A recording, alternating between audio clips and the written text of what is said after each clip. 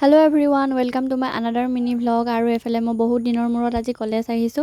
পূজা আৰু বিহুৰ বন্ধৰ কাৰণে কলেজ আহাই নাছিলো।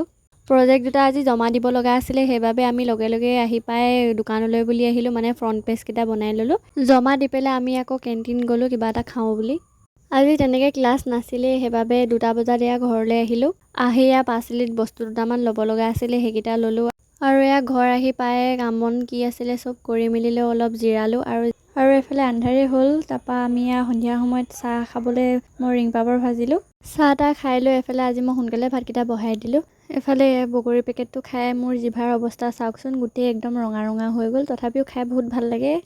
ভাতকিটা বাৰু ভিতৰতে বহাই দিলো। এতিয়া মাংসখিনি বাহিৰতে বনাও, মানে গাহৰি মাংস যে ভিতৰত নুহুমিয়াও আমি। মায়েও নাখায় আৰু ককা আইতাহঁত আহে যে, সেইবাবে নুহুমিয়াও। আৰু এফালে আজি বনাব লৈছো লাই শাকৰ লগত গাহৰি মাংস। আমিও ভাত পানী খাই আজৰি হলো। আজিৰ ভিডিঅ'টো ইমানেই আছিলে, বাই।